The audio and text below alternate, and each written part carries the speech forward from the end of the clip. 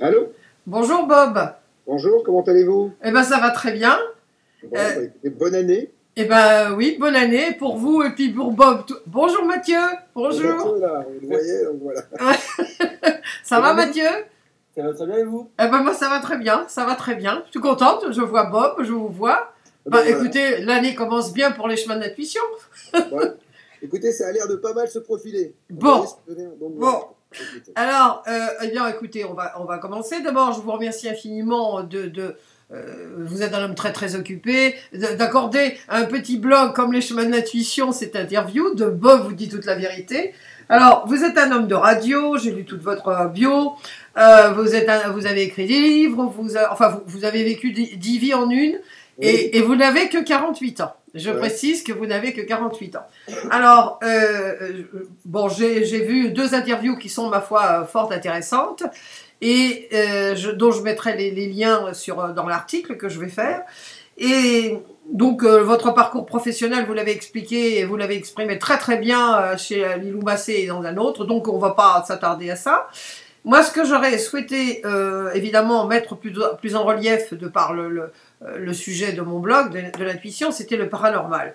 Cela dit, avant toute chose, ce qui m'intrigue, j'aimerais savoir pourquoi vous avez choisi « Bob vous dit toute la vérité ». Ça vient d'où, ce titre? Attention, vous savez, quand on fait une radio ou une télé, on a toujours des titres qui accrochent un peu. Ouais. Ça, c'est un peu le côté marketing. En fait, il est très accrocheur, ce titre, et à la fois, en toute honnêteté, il est mensonger, parce qu'en fait, ce n'est pas ma vérité, c'est celle de mes invités. Vous avez été invité dans mon émission, donc moi, je ne suis là que pour vous écouter, pour essayer de faire passer vos idées, vos théories, vos facultés, vos pensées, mais ce ne sont pas mes vérités, ce sont celles de mes invités. Donc, mais en même temps, et c'est vrai qu'il est très accrocheur, il est très marketing. Bob vous dit toute la vérité, c'est presque très pompeux. Mais voilà, on fait un métier où, dans cette jungle d'information, dans cette jungle médiatique où il y a beaucoup de médias ici ou là, il est normal, en tout cas, d'essayer d'avoir un titre accrocheur. Donc voilà, et puis je trouve qu'aujourd'hui, peu de gens osent dire la vérité. Ah oui, ça oui. Voilà, j'essaie d'être le plus honnête possible. En tout cas, ça correspond peut-être à l'honnêteté que je mets dans la préparation de l'émission, dans l'énergie qu'on y met. Voilà, donc c'est peut-être cette vérité-là qui est le mieux traduite dans ce titre. Ah oui, mais c'est pas accrocheur, mais c'est vrai que ça... Boum, c'est punch, hein, c'est voilà. Oui. Alors bon, on va en arriver évidemment parce que je vous avais demandé si on pouvait parler plus du paranormal, parce que le paranormal se taille la part du lion dans vos émissions. Hein. Alors effectivement, il y a de plus en plus de gens qui s'intéressent à ça en France, et à part Nexus. L'INRES et puis bon, Inexploré, enfin pratiquement personne n'en parle, et vous êtes le seul qui avait une émission là-dessus. Alors comment vous est venu cet intérêt pour le paranormal? Est-ce que c'est uniquement marketing? Excusez-moi de vous poser la question quand même, hein, mais où est-ce qu'il y a un intérêt personnel là-dedans? Les deux, ma pauvre Lucette, j'ai envie de dire.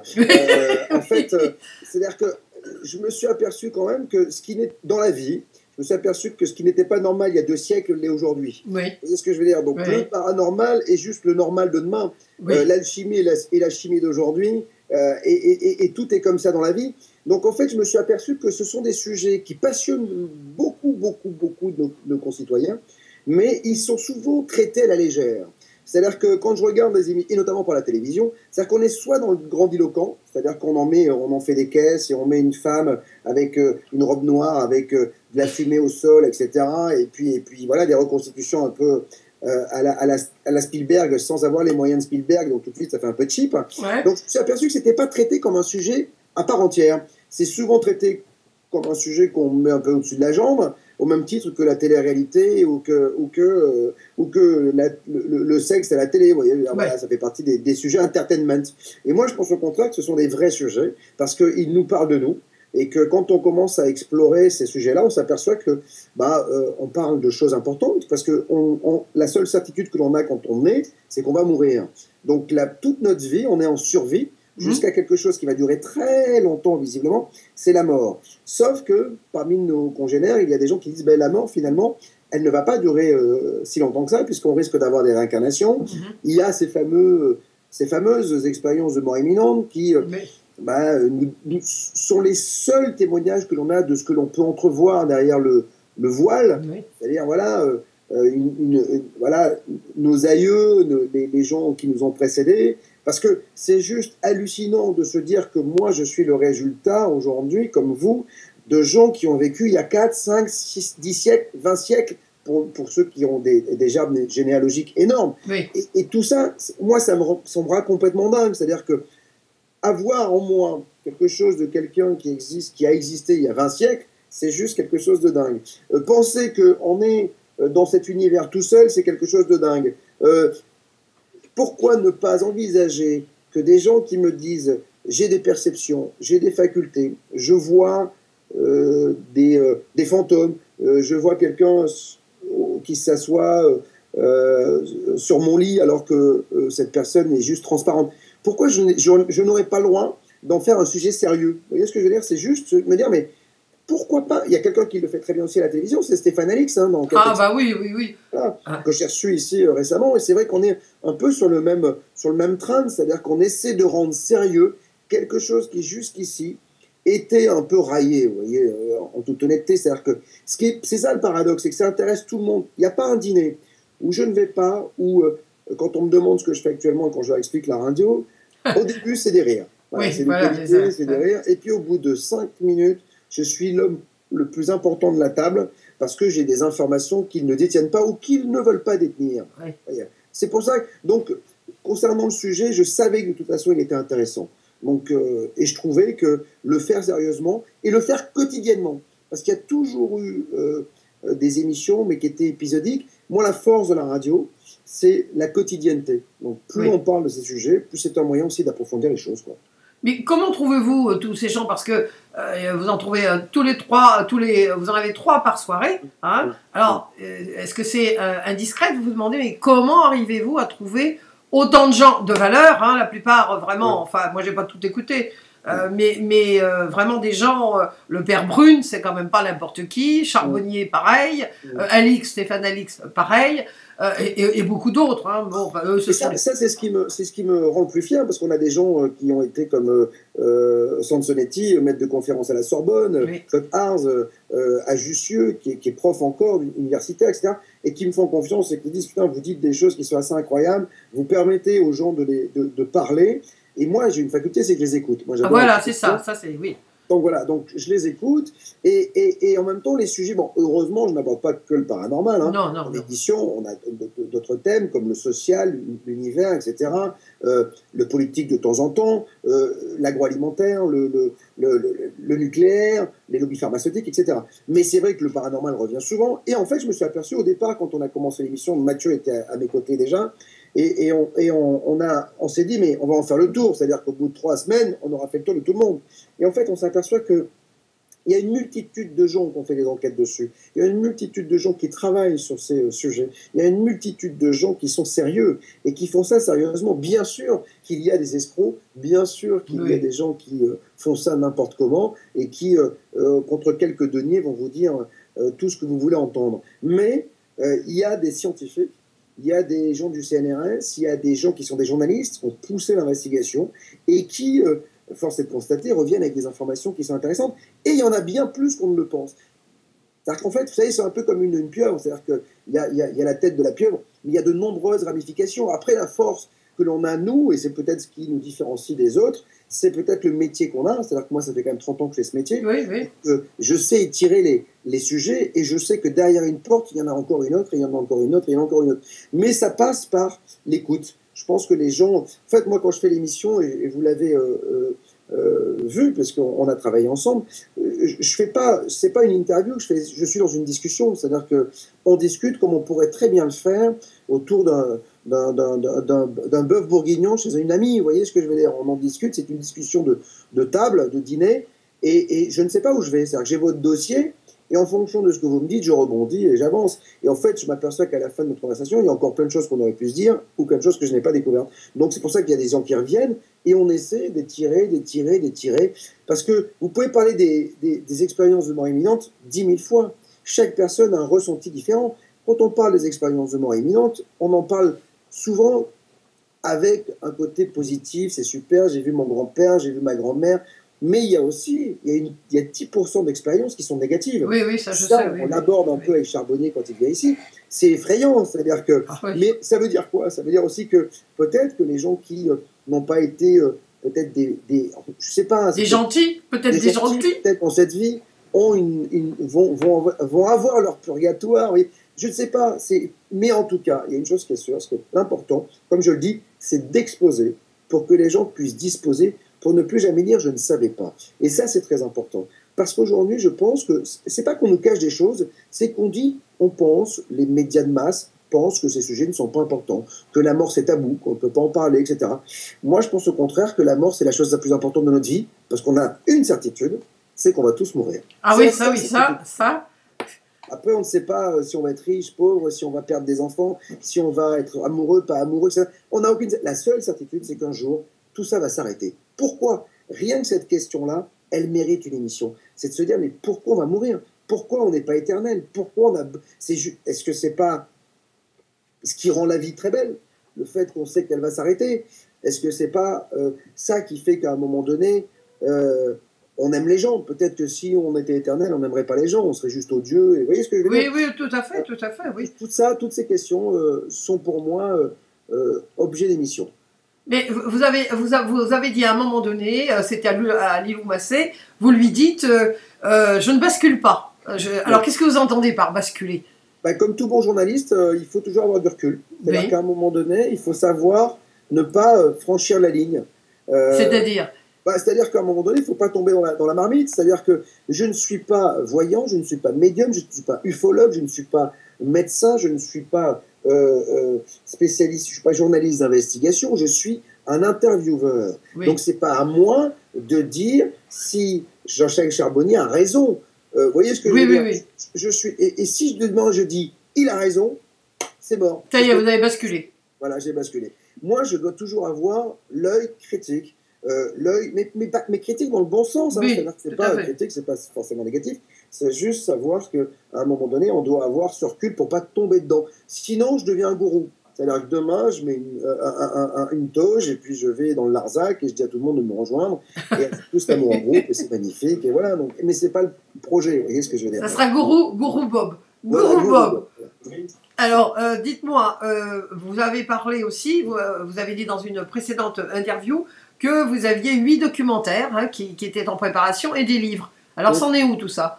Alors, je vous dis tout de suite, je l'ai déjà annoncé à l'antenne, c'est-à-dire que les documentaires télé, je les avais signés et je les ai cassés. J'ai cassé les contrats. Ah bon? Parce qu'en fait, on ne me proposait pas d'aller au bout des choses. C'est-à-dire qu'en fait, on allait jusqu'à vouloir m'écrire mes questions. Et donc, le problème de la télé, moi j'en ai fait beaucoup, le problème de la télé, c'est qu'on n'est pas... Vous savez, le succès de l'émission de radio, c'est qu'on est dans le temps. On a le temps de s'installer, on a le temps de discuter, et on n'est pas dans le montage, dans les 5 minutes de toi, 2 minutes de toi, etc. Donc, et je voulais à la télé aller sur ce chemin-là, et en fait, on a commencé à me dire qu'on était plus dans la forme que dans le fond. Ouais, c'est ça, oui. Et c'est tout le contraire de la radio. La radio, il n'y a pas de forme, à part 3 jingles dans l'émission que je mets, il n'y a pas de forme, on n'est que dans la discussion. Et si les gens se livrent, si vous arrivez à parler, si vous vous sentez bien et si vous avez envie de revenir, c'est parce que je vous écoute et que j'ai le temps de vous écouter. Il n'y a rien de plus frustrant que quelqu'un que j'aurais interviewé une demi-heure ou 3/4 d'heure ou 1 heure qui ne s'entendrait que 5 minutes. Vous voyez ce que je veux dire? Ah oui, oui, tout à fait, oui. Et c'est ce qu'on me proposait à la télévision.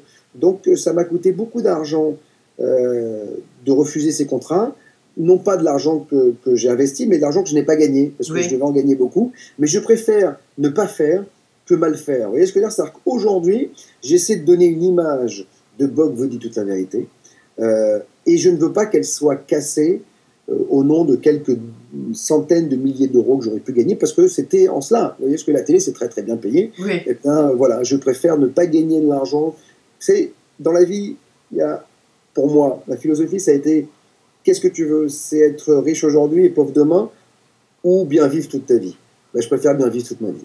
Bien vivre toute votre vie. Alors, juste aussi, encore une autre question, j'en ai encore quelques-unes. Est-ce que vous savez comment tiennent les planètes? Ah, pas du tout. Ça, c'est la question qui me fascine, parce que vous l'avez entendu. Ah, oui. Moi, je sais pas. Voilà, il n'y a personne qui a réussi à m'expliquer pourquoi elles ne tombaient pas, les planètes. Il y a quand même des gros astres énormes qui pèsent des tonnes et qui ne tombent pas. Ça, c'est quelque chose qui me fait... Vous voyez, rien que cette question-là, si vous commencez à vous la poser, vous vous dites, mais c'est vrai qu'il y a un truc qui ne va pas, quoi. Il y a quelque chose... Voilà, et puis il y a des planètes gazeuses, c'est-à-dire qui sont faites que de gaz. Oui. Mais attends, on passe au travers, on fait quoi? Et tout ça, moi, ça me fascine. Donc quand j'ai quelqu'un comme Gaborio du CNRS qui me fait le plaisir de venir, j'ai envie de lui poser mais 100 000, 10 milliards de questions, parce que ces gens-là qui ont travaillé, qui ont fait beaucoup plus d'études que moi, et qui ont fait des mathématiques, moi je suis un littéraire, ils ont fait des maths, ils sont capables de vulgariser leur explication et de faire en sorte qu'on est moins con déjà, et parce qu'on comprend. Et c'est juste extraordinaire, vous voyez ce que je veux dire? Ah oui, oui, oui. Ouais, oui. c'est juste magique, quoi. Moi, l'univers me fascine, quoi. Et quand j'entends des gens ici ou là me dire on est seul dans l'univers, je dis écoutez, je peux pas confirmer qu'on est seul dans l'univers, mais je peux pas affirmer non plus. Donc on est juste un peu, soyons humbles. Oui, voilà. Voilà, il y a juste peut-être quelque chose ailleurs qu'on ne voit pas. C'est pas parce qu'on ne voit pas que ça n'existe pas. Ah oui, oui, mais moi, ce que je trouve absolument extraordinaire, c'est parce que vous ne... Oui, je voulais encore vous poser une question, pas qui fâche, mais qui va probablement vous faire rire. Vous ne voudriez pas vous présenter au municipal? Ah non, la Parce que, franchement, quelqu'un qui ne parle pas la langue de bois, vous avez... Alors ça, moi, je me suis dit, il faut absolument qu'il se présente en politique. C'est obligatoire. Sylviane, c'est que si jamais je me présentais sur une liste quelle qu'elle soit, déjà je serais estampillé avec une étiquette et je déteste. La France est le pays des étiquettes et du fromage. Vous Oui. savez, je préfère les fromages aux étiquettes.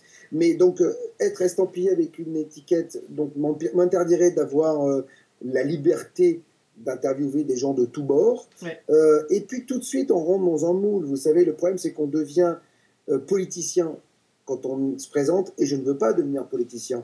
Moi, je les admire, hein, je trouve ça fantastique que ces gens-là soient voués corps et âme 24 heures sur 24 à leur mandat, et Dieu sait si certains en ont beaucoup, mais ça ne m'intéresse pas. Puis je n'ai pas les capacités intellectuelles. Honnêtement, je pense que ce sont des gens qui sont 1000 fois plus brillants que moi. Moi, je ne suis pas du sérail, je ne suis pas de l'establishment, je me ferai déboulonner en 2 secondes, vous voyez ce que je veux dire. Les gens du peuple, vous savez, doivent rester dans le peuple. Mais moi, j'aime bien le peuple, hein. Vous savez, je ne suis pas populiste, je suis populaire. Oui, voilà. bah oui. Voilà. J'aime le peuple, moi, j'adore que les gens applaudissent un match de foot, j'adore que les gens me disent que ce que je fais, c'est bien. Moi, je ne suis pas un élitiste, hein.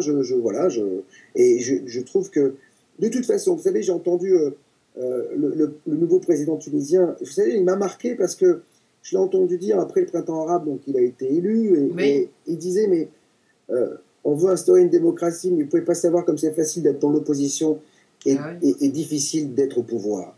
Parce qu'au pouvoir, il n'y a plus de marge de manœuvre. Donc, qu'est-ce qui va se passer? Je vais m'agiter, je vais être au pouvoir d'une circonscription, d'un petit truc et tout machin. Pourquoi? Pour me retrouver face à des mastodontes qui me diront non, machin. Et puis moi, je suis pas coopté, hein. C'est-à-dire qu'en politique, il faut être coopté, hein. C'est-à-dire que si vous n'avez pas quelqu'un qui vous prend et qui vous met là, ici ou là, voilà. Mais vous savez déjà, moi, avec tout ce que je dis dans l'émission, je dois déjà être fiché, je dois déjà être sur écoute. Donc, voilà, je suis déjà un média alternatif. Donc, je vais être quoi? Estampillé extrême droite tout de suite? Parce que de toute façon, dès qu'on est en dehors du système classique, on est estampillé extrême droite ou extrême gauche.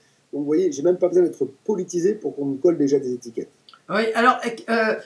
je voudrais quand même, j'ai une autre question avant de parler du côté financier, parce que moi j'aimerais bien que de plus en plus de gens s'abonnent à vous, hein, parce que vous avez besoin, vous ne faites pas de publicité. Non, je refuse la pub, pour être libre, encore une fois. Je pense que c'est ce que je dois au moins à mes abonnés, c'est-à-dire que ça prendra le temps qu'il faudra pour que cette radio soit totalement libre, autonome, financièrement en parlant. Oui, bien sûr. Mais la liberté de ne pas avoir Ariel ou Coca-Cola ou Auchan sur mon antenne me permet de taper sur Ariel, sur Coca-Cola ou sur Auchan. Voilà, donc si j'ai envie, et j'aurai personne qui me dira, parce qu'aujourd'hui, moi qui viens des grands médias, je sais que la rédaction, elle n'est pas dirigée par un rédacteur en chef, hein, elle est dirigée par la régie. Donc demain, vous voulez faire un sujet de... Vous savez que quand France 2 a fait la fameuse émission sur Coca-Cola, qui était très très bien, c'était couillu de faire cette émission, bah, Coca-Cola a retiré le budget de France 2. Donc voilà. Donc le problème, il est là. Et aujourd'hui, quand on sait que les lessiviers ou l'agroalimentaire ou les voitures sont les plus gros publicitaires dans une chaîne de télévision, bah, je comprends la régie ou la chaîne, la présidence qui dit attends, tu vas te calmer sur Coca parce qu'il nous balance X millions d'euros par an. Oui. Moi, je veux pas ça. Voilà, je préfère qu'on soit moins nombreux. C'est quantité, qualité, je préfère la qualité. Oui, mais est-ce que vous êtes déjà dans le bon chemin? Est-ce que vous avez déjà beaucoup d'abonnés? Oui, on se dirige vers les 3000 abonnés aujourd'hui. Alors, comme je le disais, j'ai fait une émission face aux abonnés, j'ai expliqué où on en était, etc. J'ai été cash, ils avaient écrit 50 ou 60 questions, j'ai répondu à tout. Aujourd'hui, les abonnés sont abonnés à 1 an, à 3 mois et à 1 mois. Oui. Donc, il faudrait au moins 3000 abonnés à 1 an pour que ce soit serein. Vous voyez ce que je veux dire? Parce qu'un abonné d'1 mois, bah, il n'est pas forcé de se réabonner. Et puis, il y a ceux qui sont abonnés à 1 an qui s'arrêtent en cours de route aussi. Donc voilà, c'est encore... Tu sais, la première année, elle est toujours un peu... difficile. Oui, mais elle est difficile, mais on surfe sur la vague. Parce qu'on est là, il y a l'entrain, etc. Ce qui va être difficile, ça va être en fin de saison. Est-ce que les gens vont se réabonner pour la saison 2? Vous voyez ce que je veux dire? Tu sais, les gens trouvent que c'est toujours trop cher. 10 € par mois, ils préfèrent les mettre dans Candy Crush, vous voyez, un jeu vidéo, ou dans un paquet et demi de cigarettes. Mais après, pour s'abonner à une autre information, ils trouvent toujours trop cher. J'ai été roulé dans la farine quand j'ai décidé de faire une radio par abonnement. On m'a dit, c'est pas vrai, la vérité doit être gratuite, etc. D'accord, moi je suis pas au RSA, moi il faut que je paye des gens qui travaillent autour de moi. Comme vous le disiez tout à l'heure, j'ai 3 sujets par jour. J'ai aussi un autre journaliste qui s'appelle François Desmier, qui fait une émission entre 14h et 15h. J'ai Mathieu maintenant qui fait son émission. Et il y a 2 autres personnes qui devraient arriver sur l'antenne. Ces gens-là, il faut bien quand même qu'on paye l'électricité, qu'on les paye. Bien sûr. Donc, je vis pas d'amour et d'eau fraîche. Moi, je trouve que l'argent, c'est quelque chose de formidable, s'il est bien utilisé. Donc, moi, j'essaie de l'utiliser en faisant cette émission, en proposant une autre information. Je ne l'ai pas utilisé pour être riche. Si j'avais voulu être riche, j'aurais accepté l'émission de télé, j'aurais pas cassé mon contrat. Vous voyez ce que je veux dire? Oui, absolument. Je peux vous le dire en toute transparence, j'avais un budget pour moi de 55 000 € sur cette émission. C'est beaucoup d'argent quand même. Ah oui, pour 8 numéros, c'est quand même bien payé. Vous voyez, je peux dire. Oui. Et ben, le problème, c'est que j'ai préféré ne pas les prendre. Vous êtes un homme honnête. Oh, je sais pas, vous savez. L'honnêteté, elle est... Vous savez, pour vous, je suis un homme honnête, et pour quelqu'un d'autre, vous savez, je suis roulé dans la farine de partout. Vous avez qu'à Bob vous dit toute la vérité, ou mon nom, Bob Belanca, sur Google.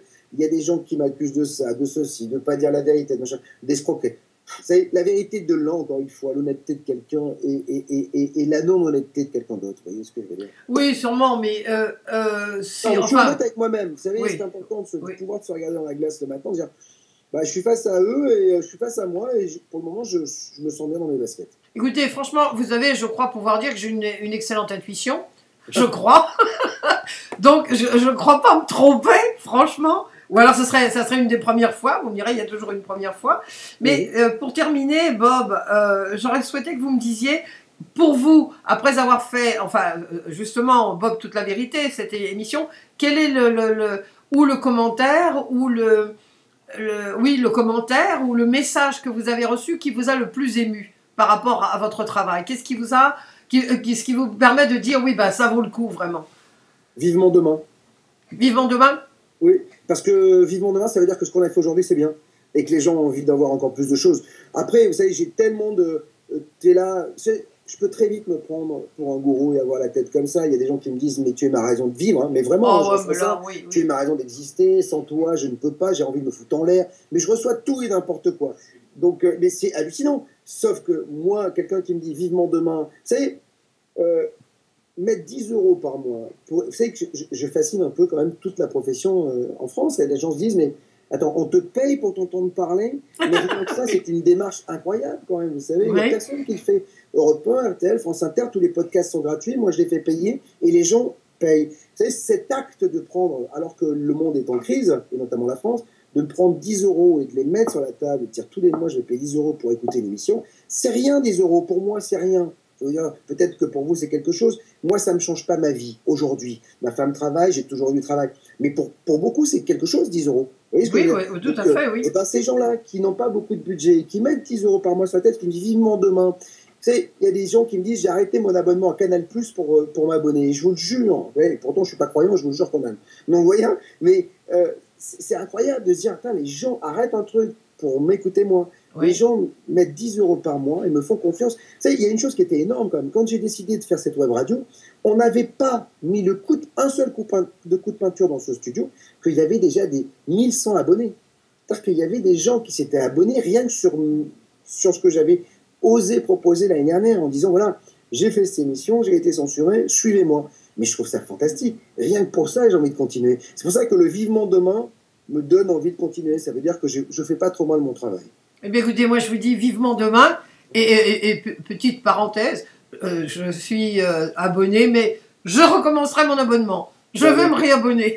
Merci 1000 fois. Voilà ce que j'ai envie de dire. Eh bien, écoutez, moi, je vous dis, continuez avec Mathieu, avec toute votre équipe. Continuez à nous dire toute la vérité. On en a besoin, vous savez. Merci beaucoup. Allez, au revoir, Bob. À bientôt.